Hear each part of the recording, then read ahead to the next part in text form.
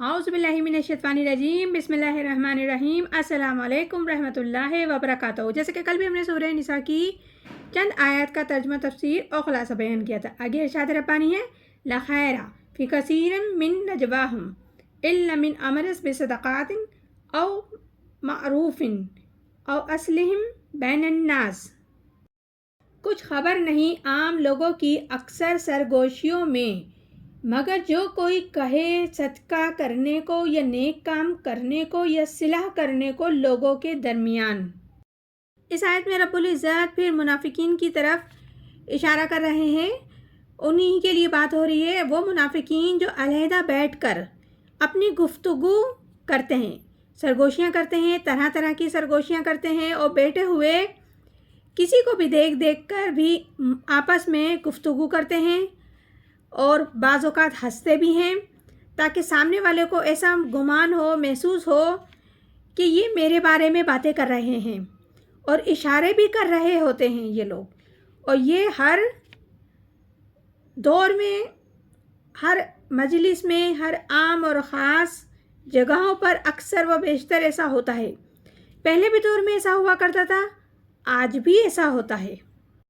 मतलब कि सारे मामलात कल जैसे ही होते हैं, आज भी वही होते हैं। जो सरगोशियाँ करते हैं अक्सर उनमें खैर नहीं है, यानी कि भलाई नहीं है। हाँ, एक बात हो सकती है कि खामोशी से किसी को अलहदा से ले जाकर सदक़े की तलकीन की जाए कि देखो भाई, अल्लाह ने तुम्हें अपने फ़ज़ल से नवाजा है, फ़लाँ शख्स मोहताज है, मैं उसको जानता हूँ, जो हो सके तो हो सके तुम उसके लिए करो, तो ये अच्छी बात है। ये बात आप भरी महफिल में नहीं कर सकते, बल्कि अलहदे में अलहदा ले जाकर ही तलकीन करना चाहिए और ये अच्छी बात है। या इस तरह की नेकी का कोई और हुक्म हो जो आप दें, लोगों के मामलात को दुरुस्त करने के लिए भी आप अलहदा से ले जाकर बात कर सकते हैं। मसलन कि दो भाइयों में आपस में झगड़ा हो गया हो और आप दोनों को बारी बारी अलहदा अलहदा ले जाकर कुछ सुलह सफाई और बात संवारने वाली बात करें कि एहसन तरीके से मामलात को निपटा दें, यानी कि खुफिया गुफ्तगू जिसको कहते हैं, आप इस मामले में वो कर सकते हैं। तो इसमें कोई हर्ज नहीं होगा, कोई बुराई नहीं होगी। लेकिन इसके अलावा अगर आप सरगोशियाँ करते हैं तो वो गुनह की कैटेगरी में जाएंगे। वमन यफ़अल ज़ालिका इब्तिग़ाअ मरज़ातिल्लाहि सौफ़ नुतिह अजरन अज़ीम। जो कोई ये काम करेगा अल्लाह की रज़ा जोई के लिए, तो हम अन करीब देंगे उसे बड़ा अजर व सवाब। यानी कि इस आयत में रब्बुल इज़्ज़त फरमा रहे हैं, जो शख्स इस तरह की सरगोशियाँ करेगा अल्लाह ताला की रज़ा जोई के लिए, अल्लाह को राज़ी करने के लिए, तो अल्लाह फरमाता है तो उनको तो हम अन करीब बहुत बड़ा अजर व सवाब देंगे। आगे इरशाद रब्बानी है वमन यशाक़िक़िर रसूल मिन बादि मा तबय्यन लहुल हुदा वयत्तबि गैर सबीलिल मुमिनीन नुवल्लिहि वमा तवल्ला नुस्लिहि जहन्नम वसाअत मसीर।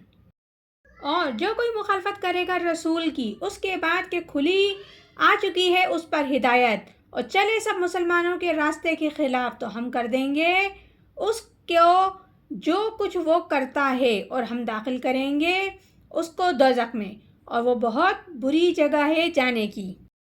इस आयत में रब्बुल इज़्ज़त बता रहे हैं कि जो शख्स भी रसूल सल्लल्लाहु अलैहि वसल्लम की मुखालफत पर तुला हुआ है और जो सरगोशियाँ कर रहा है, साजिशें कर रहा है, लोगों को भड़का रहा है कि देखो ये नहीं करो, देखो वो नहीं करो, तो इस किस्म की जो भी हरकतें कर रहा है, इंसान की फितरत कभी तब्दील नहीं होती। तरह तरह की बातें वो पहले भी करता था इंसान और आज भी इस किस्म की बातें कर रहा है। यानी कि हिदायत नाजिल होने के बावजूद भी जो रसूल अकरम सल्लल्लाहु अलैहि वसल्लम की मुखालफत पे तुला रहता था, तो फिर वो ईमान के रास्ते के सिवा कोई और रास्ता इख्तियार करे, और फिर अल्लाह रब्बुल इज़्ज़त क्या फरमाते हैं कि फिर हम भी उसका रुख उसी तरफ कर देते हैं जिस पर वो चलना पसंद करता है। یعنی کہ جسے وہ بہتر سمجھ رہا ہوتا ہے، چاہے وہ بھٹکا ہوا راستہ ہو، تو اس نے جو اختیار کیا وہ ہے بدی کا راستہ ہے، جہنم کا راستہ ہے، تو اس پر ہی اللہ تعالیٰ اس کو گامزہ کر دیتا ہے اور وہ اپنی دھن میں اس پہ لگا رہتا ہے، چلا رہتا ہے، پلٹ کے پیچھے دیکھتا نہیں، یہاں تک کہ جہنم میں پہنچ جاتا ہے۔ اور اس جہنم بہت بری جگہ ہے جو انسان کا آخری ٹھکانہ ہے۔ تو یہ سورہ نساء ہے جس کی ابھی ہم نے 2 آیتوں کا ترجمہ، تفسیر اور خلاصہ پیش کیا ہے۔ انشاءاللہ تعالیٰ مزید بھی آگے کرتے رہیں گے۔ پروردگار عالم ہم سب کو قرآن پاک صحیح طریقے سے پڑھنے، سمجھنے اور عمل کرنے کی توفیق عطا فرمائے۔ آمین ثم آمین۔ جزاک اللہ۔